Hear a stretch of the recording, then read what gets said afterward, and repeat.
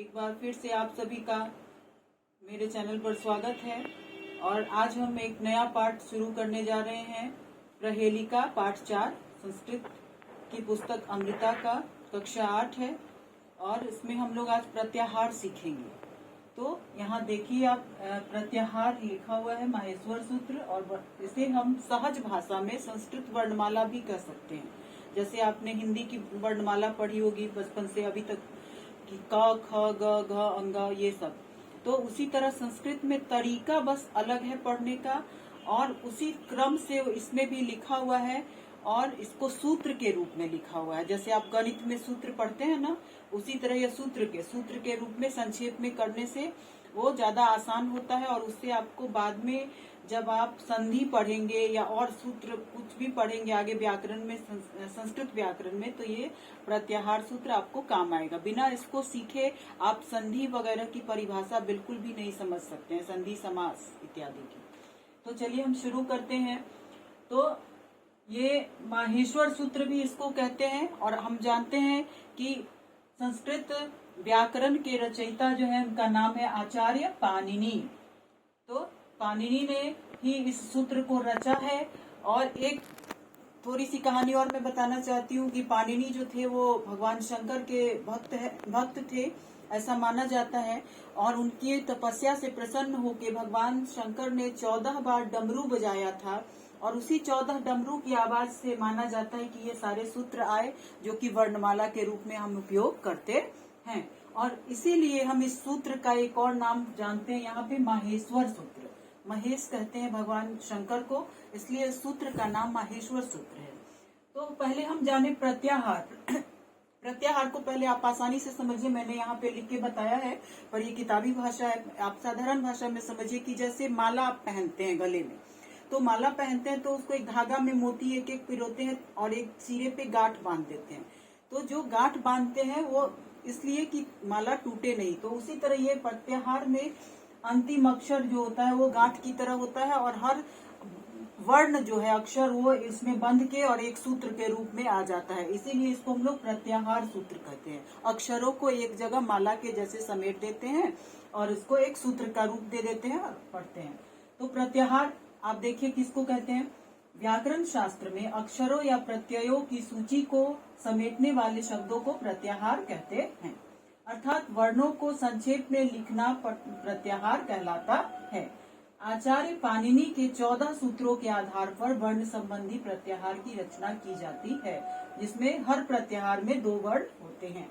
ये सूत्र निम्नलिखित हैं। अब हम इन्हें पढ़ना सीखेंगे और जानेंगे कि कैसे पढ़ेंगे, और इसको आप होमवर्क में भी याद करेंगे लिखकर।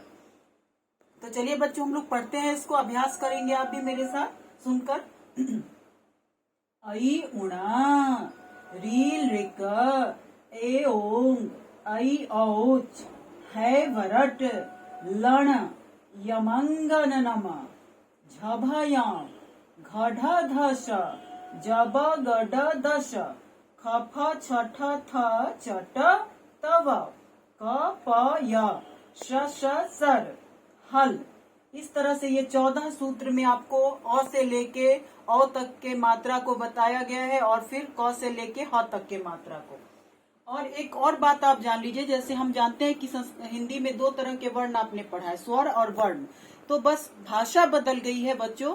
हम लोग हिंदी में उसे स्वर वर्ण और व्यंजन वर्ण के तरह के रूप में जानते हैं, और संस्कृत में उसी स्वर को हम इन प्रत्याहारों के अंतिम अक्षर के नाम के आधार पर इनका एक दूसरा नाम भी जानते हैं। स्वर को हम लोग अच कहते हैं। अच कैसे, अ से शुरू करते हैं जो वर्णमाला, और च पर खत्म होता है, यानी ये यहाँ से यहाँ जो 4 है सूत्र, इसको हम लोग स्वर वर्ण कहते हैं। जैसे संस्कृत हिंदी में अ से अ तक वही चीज यहाँ है, उसी को हम अच कहते हैं।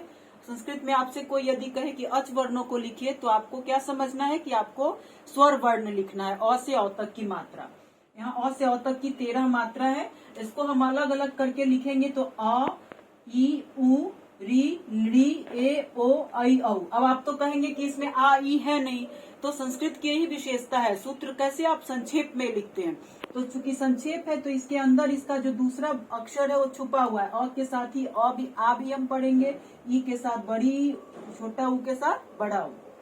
और उसी तरह यहाँ ए तो है, ओ भी है, री और ली। संस्कृत में री ली, तो री भी दो होता है, जैसे बड़ी ई और छोटी ई होती है, उसी तरह री भी दो होते हैं। उसका प्रयोग ज्यादातर संस्कृत शब्दों में होता है, हिंदी में नहीं होता है, इसलिए हिंदी में इसको नहीं बताया जाता है, एक ही बताया जाता है। पर ये संस्कृत में दो काउंट होता है। तो इस तरह से ये 13 वर्ण हो जाते हैं। और यहाँ ह से लेकर ल तक जो है, इसको हम लोग व्यंजन वर्ण कहते हैं। और संस्कृत में उसी व्यंजन को हम और दूसरे किस नाम से पुकारते हैं? हल। तो हल का मतलब यहाँ ह से चूंकि शुरू हुआ और ल से समाप्त हुआ। तो ये टोटल आपको कहाँ से शुरू होंगे? इसमें क ख ग घ से क वर्ग से लेके क वर्ग, च वर्ग, ट वर्ग, त वर्ग और प वर्ग, ये 5 हो गए। और यर लव यहाँ देखिए हैवरट में है, यर लव फिर से लेके ह तक होता है, इसलिए इसको हम लोग हल वर्ण कहते हैं। और इस तरह से दोनों वर्णों की संख्या 13 और 33 मिला के 44 कुल वर्णों की संख्या संस्कृत में वर्णमाला में होती है।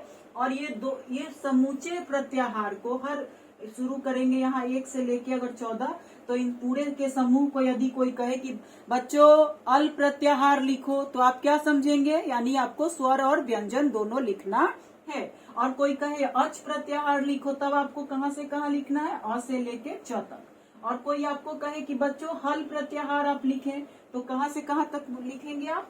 ह से लेके ल तक। तो इस तरह से ये प्रत्याहार है। आप इसका जरूर कॉपी में इसको लिखें और इसको जरूर होमवर्क के रूप में याद कीजिए। ये आपको बाद में जरूर काम आएगा। मैं बार बार बोल रही हूँ, संधि सीखने में ये बहुत मदद करता है। जब आप इसको नहीं समझे रहेंगे प्रत्याहार, तो संधि बिल्कुल नहीं समझ पाएंगे। तो ठीक है बच्चों, उम्मीद है कि आपको ये वीडियो पसंद आया होगा और आप जरूर लाभ उठाएंगे। और मेरे चैनल को लाइक सब्सक्राइब करते रहें और शेयर भी करते रहें। और इसी तरह मैं फिर मिलूंगी दूसरे वीडियो में। तब तक के लिए धन्यवाद।